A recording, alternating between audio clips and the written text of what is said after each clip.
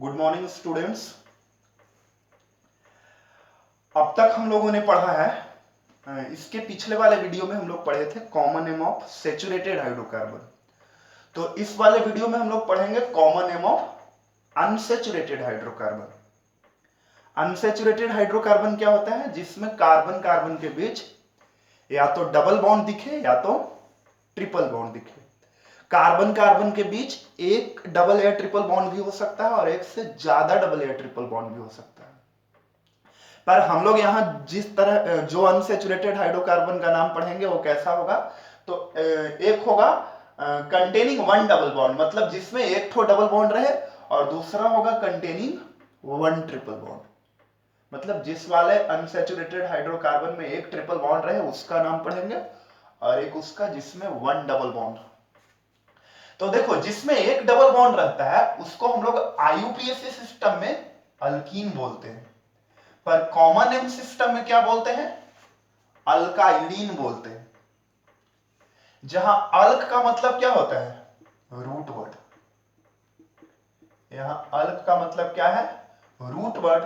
और root word लिखने के लिए हम लोग क्या देखते हैं? Number of carbon. कंपाउंड में एक कार्बन हो तो मीथ, दो हो तो ईथ, आपको बताया गया है पिछले वाले वीडियो में। तो यहां इस तरह के कंपाउंड का, यानी कि एक डबल बॉन्ड रखने वाले कंपाउंड्स का जो जनरल फॉर्मूला होता है वो ये होता है। इसमें n का मतलब क्या है? Number of carbon. अब n बराबर 1 पॉसिबल नहीं है। क्यों नहीं पॉसिबल है? क्योंकि हम लोग वैसे कंपाउंड्स का नाम पढ़ रहे हैं जिसमें कार्बन कार्बन के बीच एक डबल बॉन्ड होना चाहिए। तो इस तरह के कंपाउंड्स बनाने के लिए एटलीस्ट कितने कार्बन चाहिए? 2 कार्बन चाहिए। तो इसलिए n बराबर 1 संभव नहीं है। n बराबर कम से कम क्या लेना होगा? 2, 2, 3, 4 ले लेके हम कुछ कंपाउंड्स बना रखे हैं यहाँ पे। अब इन सबको सामूहिक रूप से बोलना है अल्काइलिन, जहां अल्क का मतलब है रूट वर्ड। जैसे इसमें 2 कार्बन है तो 2 कार्बन के लिए रूट वर्ड क्या होता था? ईथ, और ये तो अल्क के जगह हो गया प्लस YLENE, YLENE, तो इसका नाम क्या हो गया? इथाइलिन। या आप इसे क्या बोल सकते हैं? इथिलीन। उच्चारण इथाइलिन या इथिलीन कुछ भी कर सकते हैं, दोनों एक ही है। ठीक है। जैसे 3 कार्बन है तो नाम क्या हो जाएगा? प्रोपाइलिन। जब आप लोग सेचुरेटेड हाइड्रोकार्बन का नाम पढ़ रहे थे तो वहां 3 से ज्यादा कार्बन में एक से ज्यादा स्ट्रक्चर्स आने लगे थे, तब हम लोग प्रीफिक्स के रूप में नॉर्मल आइसोनियो का यूज किए थे। यहां भी 3 से ज्यादा कार्बन वाले कंपाउंड्स का नाम पढ़ेंगे तो एक से ज्यादा स्ट्रक्चर्स आने लगेंगे। फिर हमें क्या सोचना होगा? देखो, फर्स्ट कार्बन पे डबल बॉन्ड होगा तो हमें नाम के पहले अल्फा लगाना होगा, सेकेंड पे होगा तो बीटा, थर्ड पे होगा तो गामा, फोर्थ पे होगा तो डेल्टा। तो जैसे आईयूपीएससी में हम लोग 1, 2, 3, 4 ऐसे लगा के चलते हैं, तो कॉमन नेम में इस तरह से सोचते हैं। जैसे नेक्स्ट वाले कंपाउंड में 4 कार्बन है तो नाम क्या होगा? ब्यूटाइलिन, और डबल बॉन्ड का पोजीशन क्या है? फर्स्ट है, तो इसके पहले क्या लगा देंगे? अल्फा। तो इस पूरे वाले कंपाउंड का नाम क्या हो जाएगा? Alpha butylene. अब कोई बोलेगा अल्फा प्रोपाइलिन लिख सकते हैं क्या? तो जरूरत नहीं है, प्रोपाइलिन में केवल एक ही स्ट्रक्चर आ रहा था, तो यहां बताने की जरूरत नहीं है कि अल्फा कह के हम ये नहीं बताएंगे कि जिसमें फर्स्ट पे डबल बॉन्ड है। यहां सेकेंड पे डबल बॉन्ड हो ही नहीं सकता। कोई इधर डबल बॉन्ड दे देगा तो फिर उधर से गिनना स्टार्ट कर देंगे, क्योंकि जिधर से डबल बॉन्ड नजदीक पड़ता है उधर से गिनते हैं। तो प्रोपाइलिन में एक ही स्ट्रक्चर संभव है, इसलिए इसमें और कोई प्रीफिक्स जोड़ना जरूरी नहीं है, पर ब्यूटाइलिन में जोड़ेंगे। नेक्स्ट वाले में सेकेंड पे डबल बॉन्ड है तो नाम क्या हो जाएगा? Beta butylene. इसमें 4 कार्बन है तो ये भी ब्यूटाइलिन है, पर इसमें अल्फा बीटा लगाना सही नहीं है। इसमें क्या है? ब्रांच है, सेकेंड पे CH3 है तो क्या लगा देंगे? आइसो। अब कोई बोलेगा कि आइसो और अल्फा दोनों लगा दे क्या? देखो, आप यहां क्या लिख रहे हो? ब्यूटाइलिन, मतलब टोटल कितने कार्बन है? 4। आपने इधर क्या लगाया हुआ है? आइसो, मतलब 4 में से एक कार्बन कहां चल गया? ब्रांच के रूप में। अब आपको लिखने की जरूरत नहीं है अल्फा, क्योंकि आप कहीं भी लगाइएगा तो फर्स्ट पे ही डबल बॉन्ड है। आप समझ रहे हैं? तो ये अंडरस्टूड है स्ट्रक्चर। हालांकि ज्यादा जो यूज होगा ना वो छोटा वाला, ज्यादा ये वाला यूज होगा इथिलीन, तो इसको आप थोड़ा ध्यान में रखें। जैसे एक हम ऐसे लिख दे रहे हैं, इसका नाम क्या हो जाएगा, बहुत बड़े बड़े कंपाउंड्स का नाम हम लोग आईयूपीएसी सिस्टम से लिखेंगे। तो इसका नाम क्या हो जाएगा, इसका नाम हो जाएगा 6 कार्बन हेक्साइलिन, और डबल बॉन्ड का पोजीशन क्या है, थर्ड पे है, तो नाम क्या हो जाएगा, गामा हेक्साइलिन। That's all. ठीक है। अब हम लोग पढ़ेंगे common name of unsaturated hydrocarbon containing one triple bond. इसके लिए एक पुराना वीडियो भी डाला हुआ था, कॉमन नेम ऑफ अल्काइल करके, इसी चैनल पे, तो आप उसको भी देख सकते हैं। पर यहां हम लोग कॉमन नेम का एक सीरीज चला रहे हैं, तो यहां हम लाइन से बता रहे हैं, तो यहां पे आप समझ लो इस तरह के कंपाउंड को ना हम लोग आईयूपीएसी में अल्काइन कहेंगे। किस तरह के कंपाउंड को, जिसमें एक ट्रिपल बॉन्ड हो।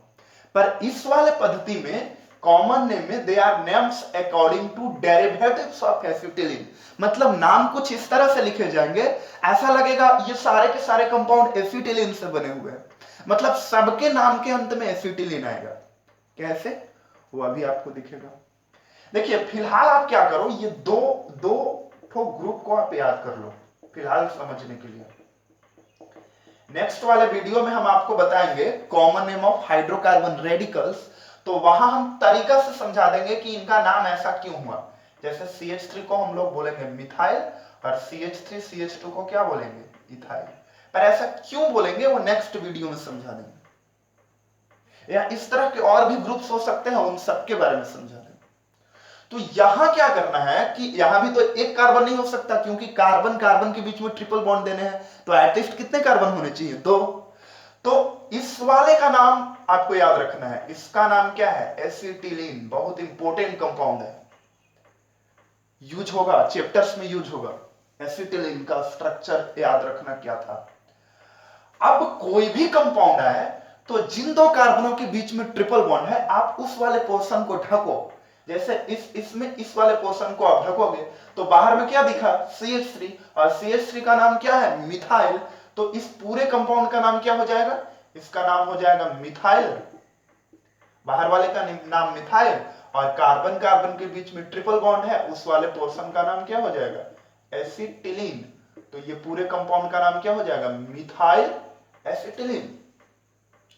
अंडरस्टूड है बात। अब इसको मिथाइल क्यों बोले, तो इसके लिए आप नेक्स्ट वाले वीडियो को वॉच करना, पूरा डिटेल में हम लोग पढ़ेंगे नेक्स्ट वीडियो में common name of hydrocarbon radicals, जिसमें इसी तरह के ग्रुप्स का नाम लिखे जाएंगे, जिसका यूज होता है ज्यादा, डायरेक्टली उस पर सवाल नहीं होते हैं। नेक्स्ट वाले सवाल में आप जिन 2 ग्रुप्स के बीच में ट्रिपल बॉन्ड है उसको ढकोगे तो बाहर में क्या दिखा, इथाइल, तो इसका नाम क्या हो जाएगा, इथाइल एसिटिलीन।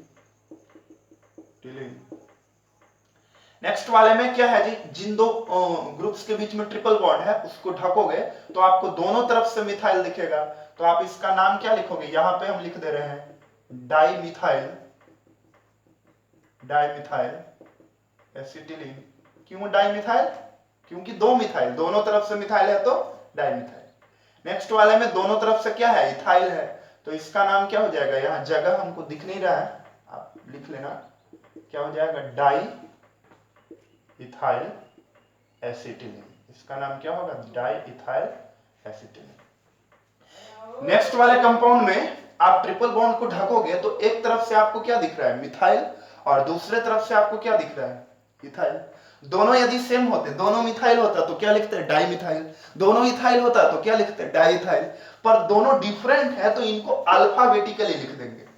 पहले किसको लिखेंगे, मिथाइल M से स्टार्ट है और इथाइल E से स्टार्ट है, तो पहले हम क्या लिखेंगे, इथाइल, और उसके बाद क्या लिखेंगे, मिथाइल, और अंत में क्या लिखेंगे, एसिटिलीन। तो अब इस तरह के कंपाउंड्स का नाम आप लिख पाओगे। अब आप कहिएगा कि आपने तो केवल मिथाइल और इथाइल ही बताया, तो ठीक है, नेक्स्ट वाले वीडियो को जब आप देखोगे आपको बहुत सारे रेडिकल्स पता होगा, क्योंकि नए सवाल में क्या दिख सकते हैं, मिथाइल और इथाइल के जगह पे दिखने वाले ग्रुप्स डिफरेंट हो सकते हैं, तो इसके बारे में आपको नेक्स्ट वीडियो में डिटेल में बता देंगे। तब आप इस तरह के 1 ट्रिपल बॉन्ड कंटेनिंग किसी भी कंपाउंड का नाम लिख पाओगे। हालांकि यूज होगा जो छोटा छोटा है, बोर्ड में छोटा छोटा वाला यूज होगा, और इंट्रेंसेस में तो, मेंस में, नीट में तो सबका यूज हो, सब वहां के लिए तो ये बेसिक बात है। ठीक है, तो इस वीडियो में आपने क्या सीखा? अनसैचुरेटेड हाइड्रोकार्बन यानी कि एक डबल बॉन्ड वाला और एक ट्रिपल बॉन्ड वाले का नाम कैसे लिखेंगे।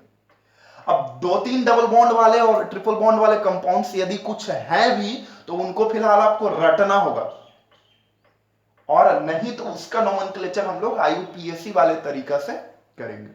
ठीक है, तो इस वीडियो में इतना ही। नेक्स्ट वीडियो में हम लोग क्या पढ़ने वाले हैं? Common name of hydrocarbon radicals. ठीक है, तो इस वीडियो में इतना ही।